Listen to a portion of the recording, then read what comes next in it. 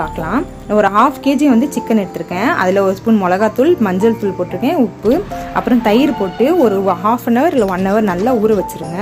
அதுக்கப்புறம் ஒரு கடாயில் எண்ணெய் போட்டுக்கோங்க. எண்ணெய் போட்டு 2 பட்டை, லவங்கு, அந்த பிரிஞ்சி இலை, அதுக்கப்புறம் ஒரு 2 காஞ்ச மிளகா, அது நல்லா வறுத்துக்கோங்க. எண்ணெயில் கொஞ்சம் லைட்டாக வறுத்துக்கோங்க. வறுத்துட்டுக்கப்புறம் ஒரு வெங்காயம், அதுக்கப்புறம் இஞ்சி பூண்டு ரெண்டுமே கட் பண்ணி இதில் எண்ணெயில் போட்டு வறுத்துக்கோங்க. எண்ணெயில் வறுக்கிறதுனால உங்களுக்கு வந்து டேஸ்ட்டு நல்லாயிருக்கும். நீங்கள் ட்ரை பண்ணி பாருங்கள். இது லைட்டாக வதந்ததுக்கப்புறம் வந்து நீங்கள் வந்து தனியாத்தூள், மிளகு, அப்புறம் சீரகம் இது ரெண்டுமே ஆட் பண்ணிக்கோங்க. இது நல்லா வறுத்துக்கோங்க.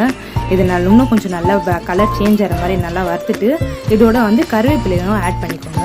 கருவேப்பிலை கூட போடுறதுனால ஃப்ளேவர் நல்லாயிருக்கும். தெரியுங்களா, என்னோடய ஃபேவரட், ஆல் டைம் ஃபேவரட் கருவேப்பிலை. அது இல்லாமல் செய்யவே மாட்டேன் நான்வெஜ் நான். ஸோ அதையும் போட்டு நல்லா வறுத்துக்கோங்க.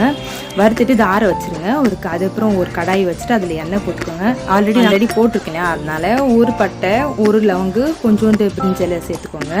ஒரு வெங்காயம் கட் பண்ணி அதில் வந்து சேர்த்து வறுத்துட்டுருங்க. இந்த நாங்கள் ஆற வச்சுருந்தோம் இல்லையா, அது தனியாக இப்போ அரைச்சிக்கோங்க. அதுக்கப்புறம் தேங்காயும் முந்திரியும் வந்து சேர்த்து கொஞ்சம் அரைச்சி வச்சுக்கோங்க. அந்த வெங்காயம் வந்து வதங்கிட்டு கருவேப்பிலை சேர்த்துக்கோங்க. கருவேப்பிலை சேர்த்து நல்லா வதங்கிட்டு ஒரு 2 தக்காளி அறுத்து அதில் கட் பண்ணி போட்டு அதையும் நல்லா வதக்கிக்கோங்க. அது நல்லா வதக்கிட்டதுக்கப்புறம் நாங்கள் வந்து சிக்கன் ஊற வச்சுருக்கோம் இல்லைங்களா, அது வந்து இதில் சேர்த்து நல்லா வறுத்துக்கோங்க. அது கொஞ்சம் லைட்டாக வந்து அந்த வேகிற அந்த பதத்துக்கு வரும் இல்லைங்களா, அந்த மாதிரி வர வரைக்கும் வறுத்துட்டு அதுக்கப்புறம் மசாலா, அது மிளகாலாம் போட்டு இது பண்ணியிருக்கல, அந்த மசாலா போட்டு மஞ்சள் தூள் போட்டுருங்க. வேறு எதுவும் சேர்க்காதீங்க. ஆல்ரெடி ஸ்பைசிக்கு எல்லாமே சேர்த்துட்டோம். ஸோ எதுவும் சேர்க்காதீங்க. இதுவே காரம் கரெக்டாக இருக்கும்.